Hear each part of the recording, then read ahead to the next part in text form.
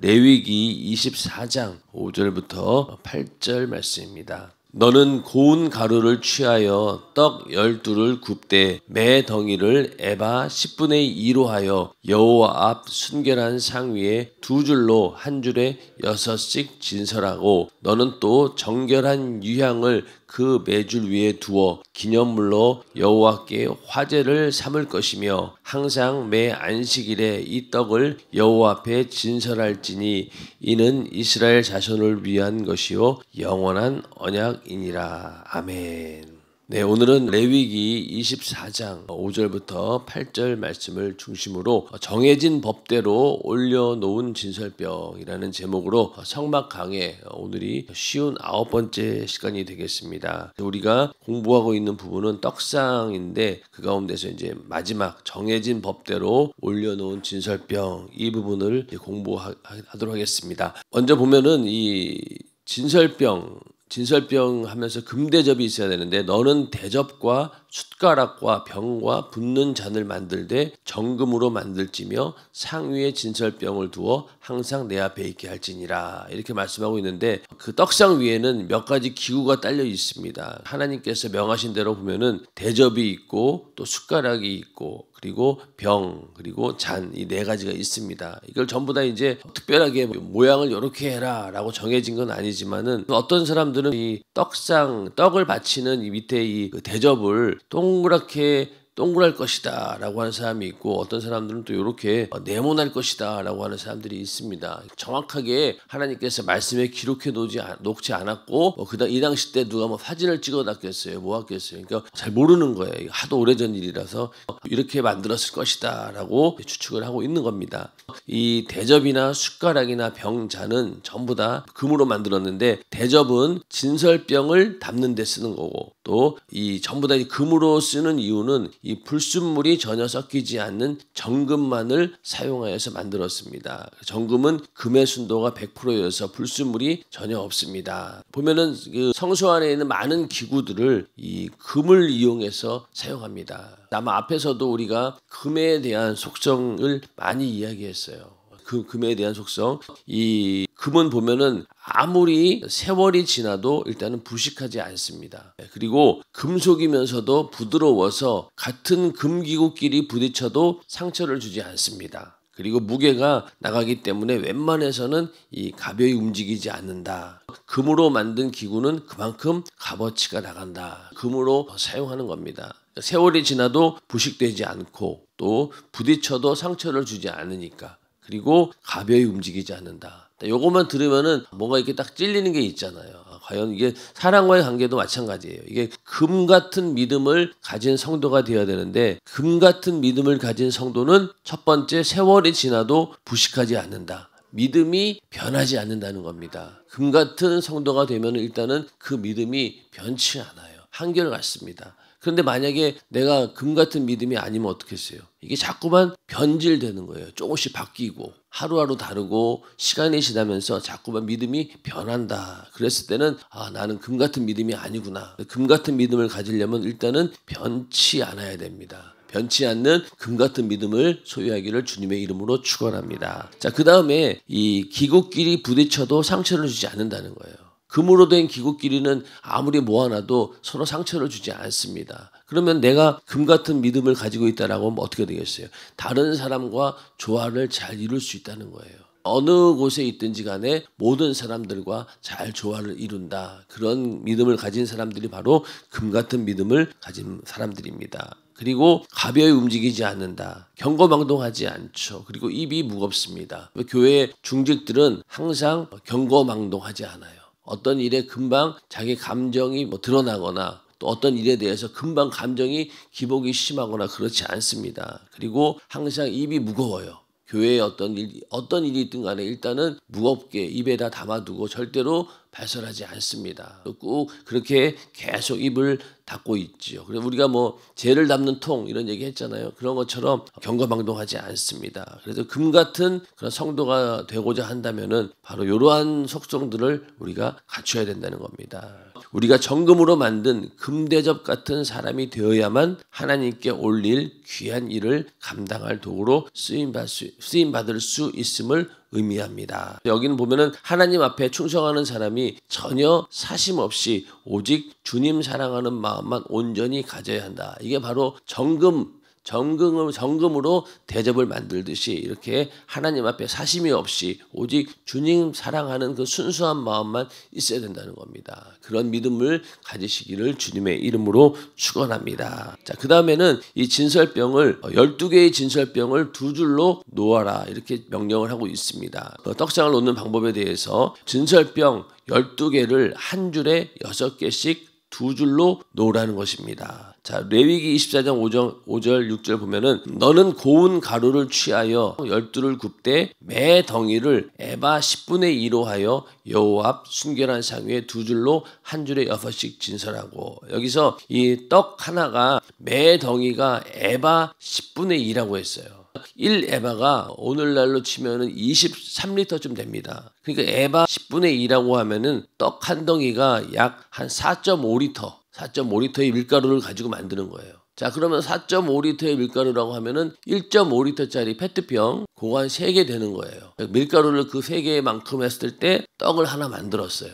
그러면 과연 이제 여기다 이제 누룩을 넣지 않았기 때문에 발효가 되지 않아서 아마 부피가 커지진 않지만은 대충 그러면은 어느 정도 규격이 나오는데 12개를 전부 다 했을 때 우리나라로 치면 한 3말 정도 된다고 해요. 떡 3마리면은 어느 정도인지 저는 사실은 감이 안 오는데, 하여튼 그러다 보니까 이 떡상 위에 올려놓은 이 떡이 이렇게 조그만 뭐 우리가 생각하는 것처럼 호떡만 하지는 않을 거다라는 거예요. 왜냐면 밀가루 3말 가지고 떡 12개를 만들었을 때 하나가 얼마나 크겠냐는 거예요. 그 정도면은 또 이걸 가지고 제사장들이 나중에 먹잖아요. 근데 만약에 조그만 호떡 하나 갖고 몇 명이 나눠 먹겠냐고요. 그러니까 아마 이 떡이 굉장히 컸었을 것이다. 아마 이 상을 다 차지할 정도로 굉장히 크지 않았을까. 그렇게 우리는 해석할 수 있다는 겁니다. 자, 하여튼 이렇게 매 덩이를 에바 10분의 2 그 정도의 규격으로 하고, 그 다음에 두 줄로 6씩 진열해라. 여기서 진설병 12은 이스라엘 12지파를 의미하고 또 두 줄은 신약과 구약을 의미합니다. 여기서 이제 중요한 거는 이것은 하나님께서 빠짐없이 12지파를 모두 받으실 것이며 12지파 모두 다 주님의 상에 오를 떡이 되라는 뜻입니다. 한 개라도 빠지면 하나님이 받지 않으십니다. 그러니까 이스라엘의 백성들 12지파 모두를 하나님께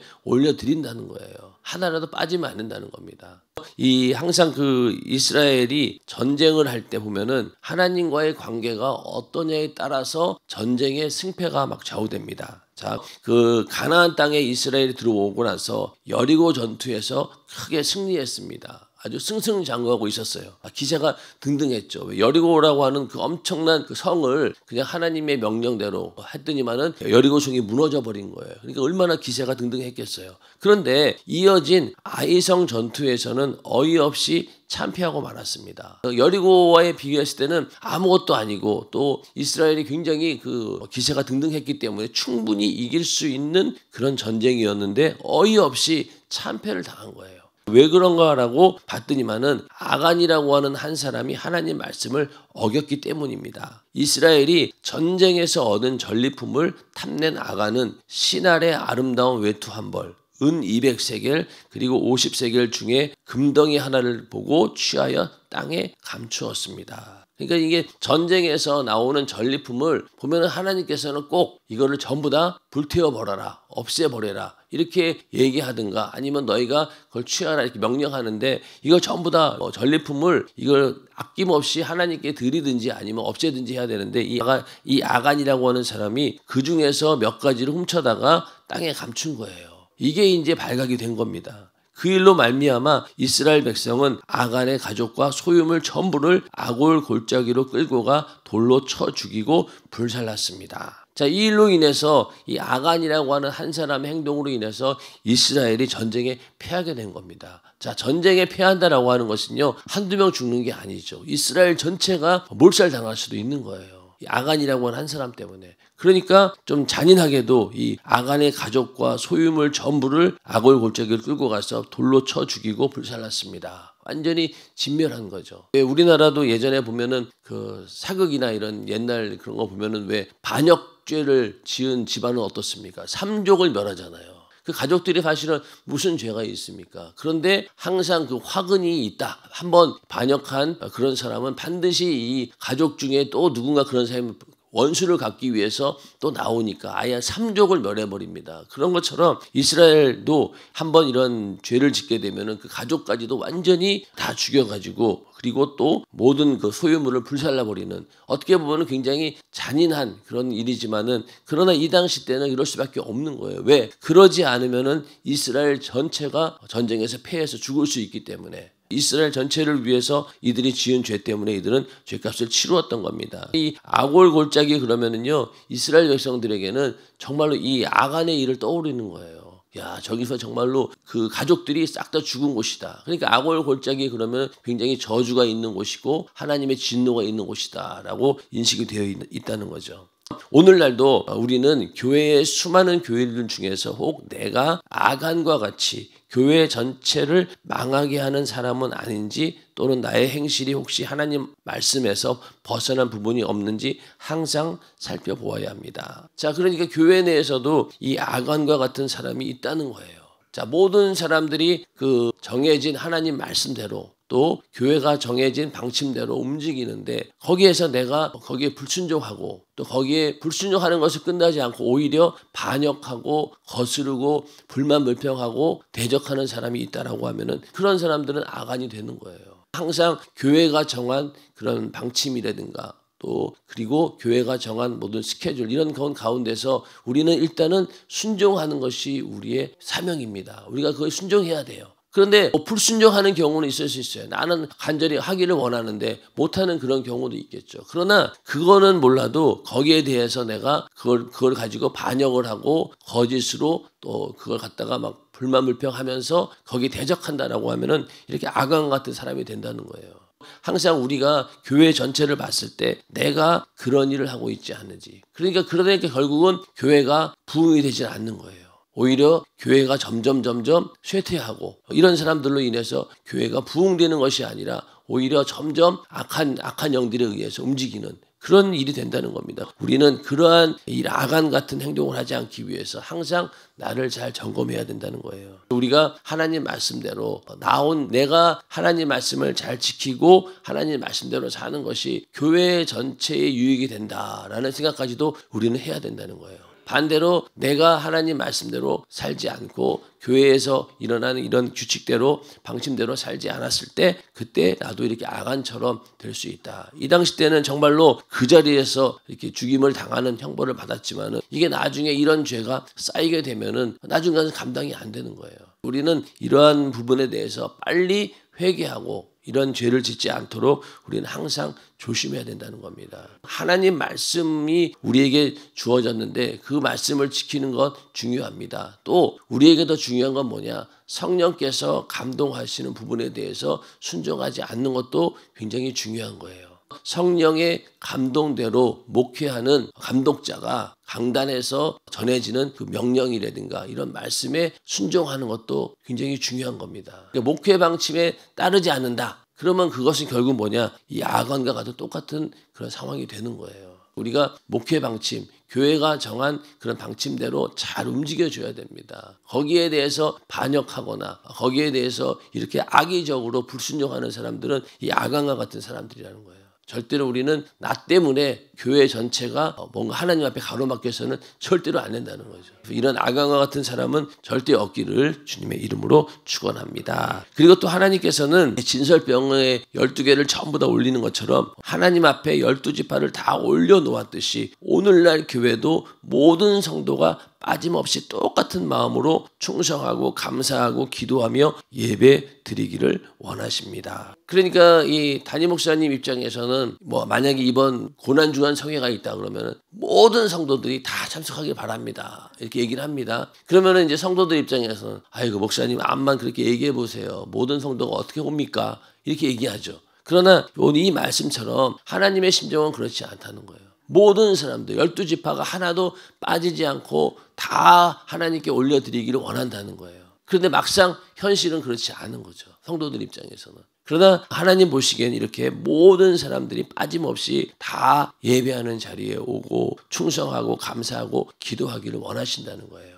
우리는 그 가운데 어디에 들어가야 되겠어요? 하나님께서 간절히 원하실 때, 부르실 때 그 자리에 있어야 된다는 거죠. 모이는 자리를 패하지 말아라 라는 것입니다. 모든 지파들이 다 그렇게 빠지지 않고 올려서 하나님께 드리는 것처럼 모든 사람들이 다 이렇게 신앙생활 하기를 바라고, 더 나아가 이 땅의 모든 사람이 떡상에 올릴 진설병 되기를 기다리십니다. 곧 모든 사람이 예수 믿고 구원받기를 바라시는 것입니다. 자, 주의 약속은 어떤 이에 더디다고 생각하는 것 같이 더딘 것이 아니라 오직 너희를 대하여 오래 참으사 아무도 멸망치 않고 다 회개하기에 이르기를 원하시느니라. 그러니까 하나님께서는 모든 사람들이 다 회개해서 구원받기를 원하신다는 거예요. 하나님은 모든 사람이 구원을 받으며 진리를 아는 데 이르기를 원하시느니라. 이게 이제 하나님의 마음이고 또 주님의 심정입니다. 모든 사람들이 다 구원받기를 바라는 거예요. 그런데 사실은 예수님께서 십자가에 달려 죽으시고 부활하심으로 인해서 우리 인간의 모든 죄는 이미 다 해결해 주셨어요.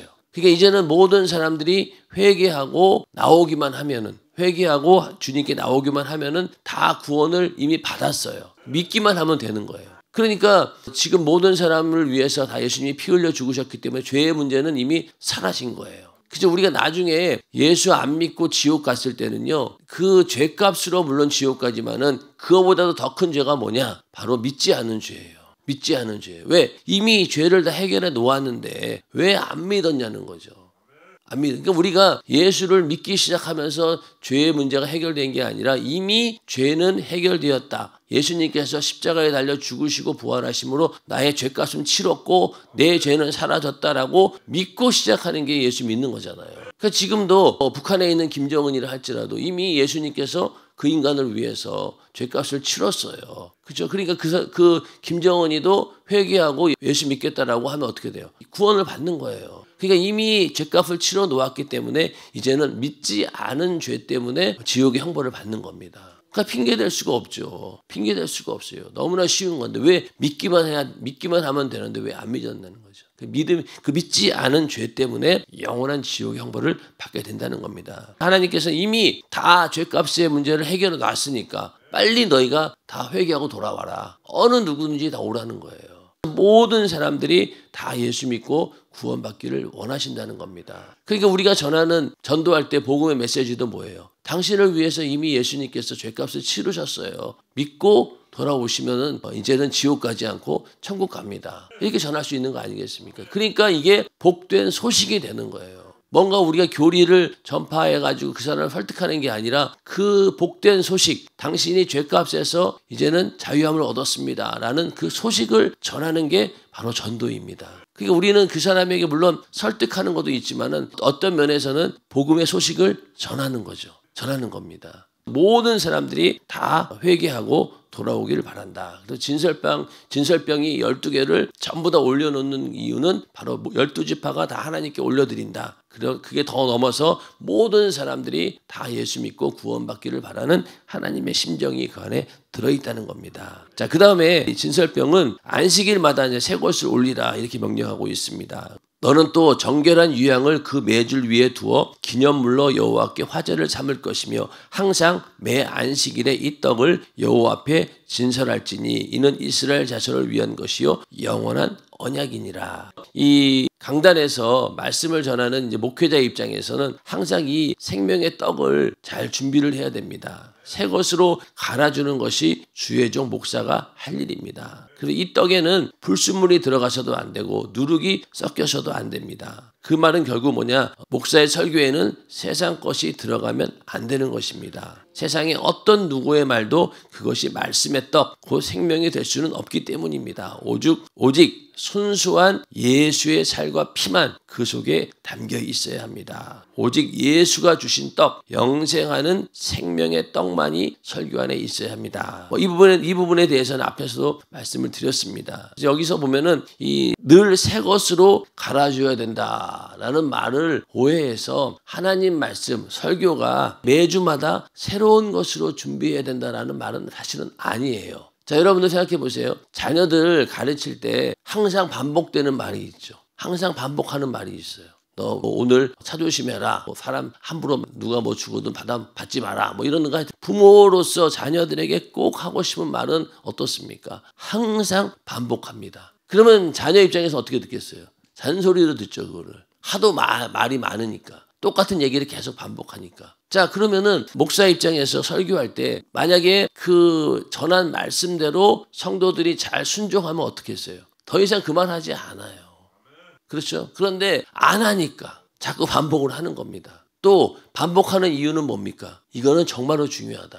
정말로 중요하다. 공부 잘하는 아이들은 선생님이 반복해서 얘기하는 거를 잘 귀담아 듣고 그건 분명히 시험에 나온다 생각하는 거죠. 근데 이제 모르는 사람들은 반복을 하는지 모르는 거예요. 그러니까 계속 반복한다는 거는 이건 엄청 중요한 거야. 이건 절대로 잊으면 안 돼. 계속 반복하는 것이고 또 계속 반복하는 이유는 이거는 네가 꼭 지켜야 돼. 안 지키면은 계속 할 수밖에 없는 거예요.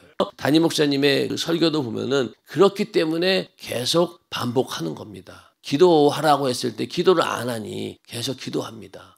계속 기도하라고 설교합니다. 그런 것처럼 여기서 말하는 것처럼 새 것으로 갈아준다는 것이 매주마다 그냥 새로운 말씀을 준비해가지고 성도들에게 줘야 된다. 그 얘기는 아니죠.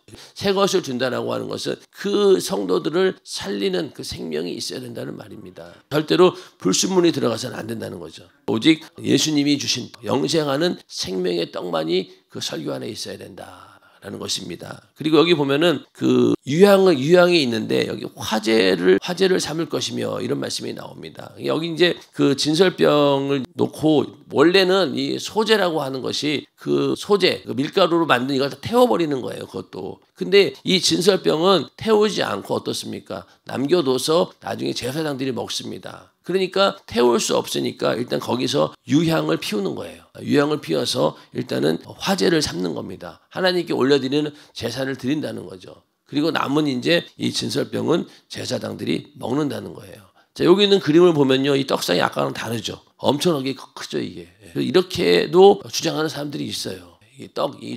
양이라든가 이런 걸 봤을 때 그래서 이 정도는 되지 않았을까라는 그런 해석입니다. 자, 그 다음에 또 이제 그 진설병을 놓을 때 여호와 앞에 진설할지니 이렇게 기록되어 있습니다. 그래서 성경에는 이 여호와 앞에라는 말이 반복해서 나옵니다. 여호와 앞에라고 하는 말을 우리도 그런 얘기를 많이 들어봤을 거예요. 코람데오라고. 코람데오의 신앙을 가져야 됩니다. 이런 얘기를 하는데 이건 라틴어로 하나님 앞에서라는 뜻이에요.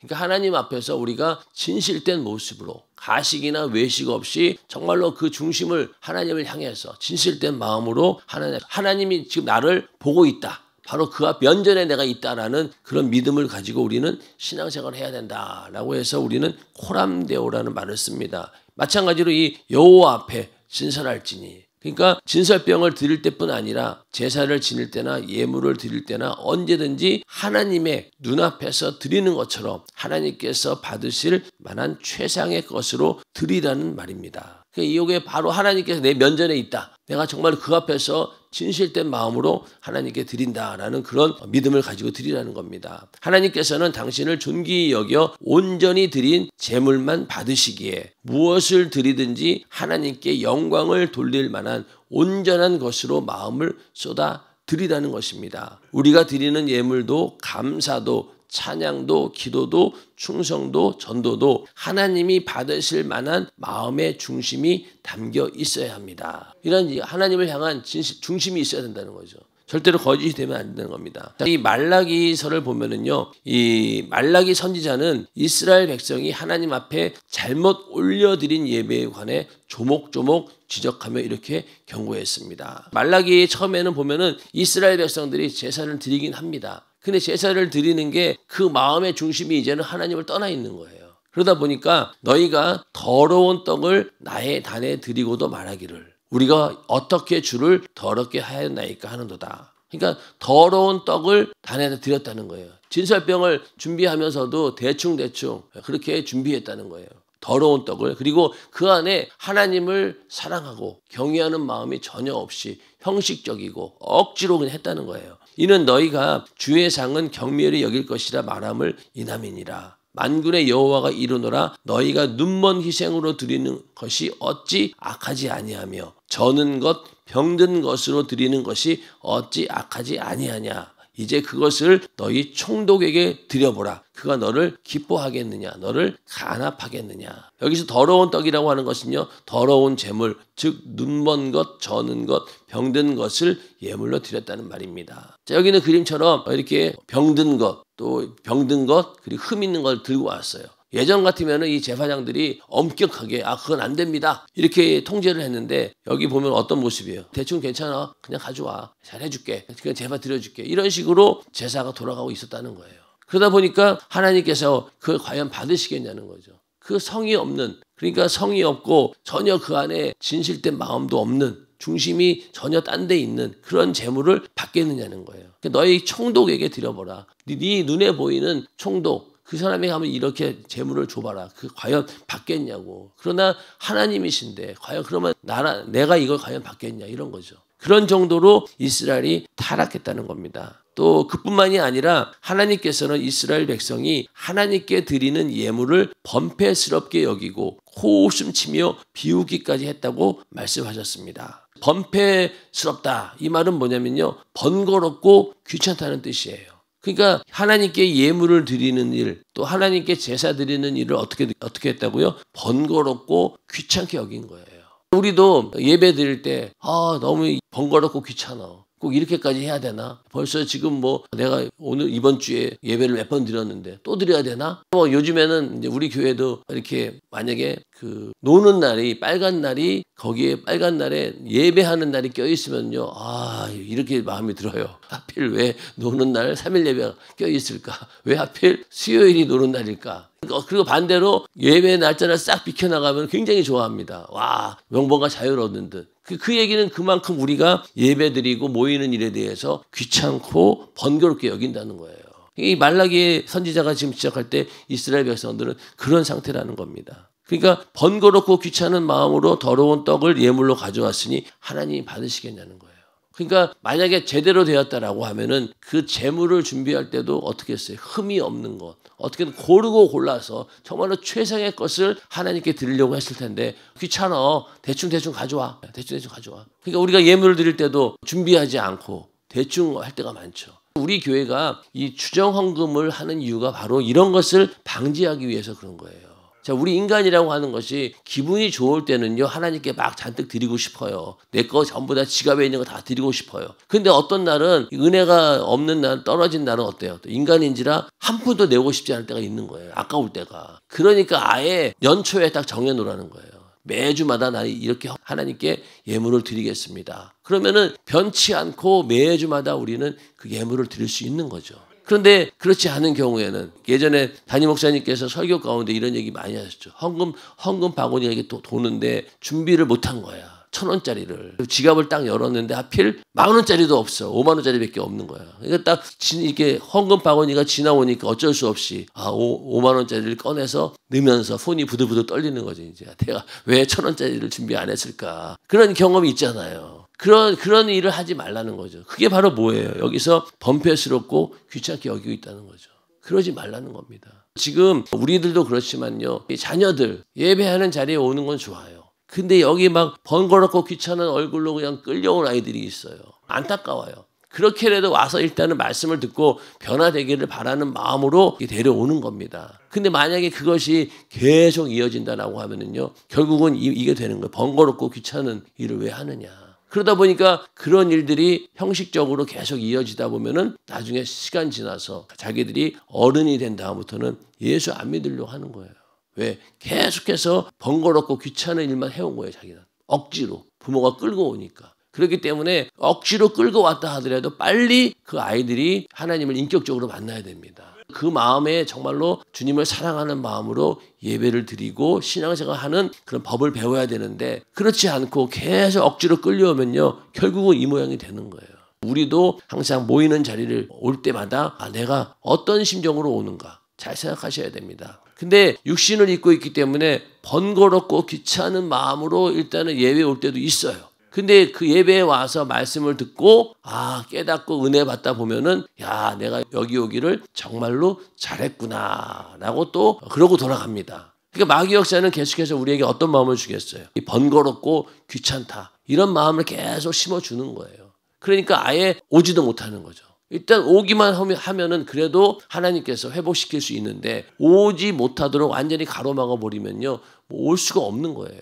우리는 예배 올 때마다 이런 말라기 선지자가 경고하고 있는 것처럼 그런 심정이 없는지 우리는 잘 살펴보아야 된다는 겁니다. 하나님께 예물을 드릴 때도 준비한 예물, 정성스럽게 준비해야 된다. 우리는 하나님 앞에서 하는 어떤 일도 번패스럽게 여기지 말아야 합니다. 교회에서 무슨 일 하다가 이런 일은 그냥 대강하지 왜 이렇게 번패스럽게 하는지 몰라 하고 말하면서 뒤에서 쑥덕거리는 사람들이 있습니다. 하나님께 하는 충성, 감사, 순종 등 믿음의 행위가 아무리 어렵고 힘들지라도 절대로 번패스럽게 여겨 대충 해서는 안 됩니다. 하나님께서 명하신 일은 하나님께서 정해주신 법과 질서와 절차를 따라서 말씀하신 그대로 행해야 하나님이 받으시고 또 그래야 하나님께서 드린 자에게 복을 내리십니다. 아멘. 그러니까 교회에서 무슨 일을 할 때 대강은 없는 거예요. 담임 목사님께서 교회 일하는 거 보세요. 대충 하는 게 없죠. 대충 하는 게 없어요.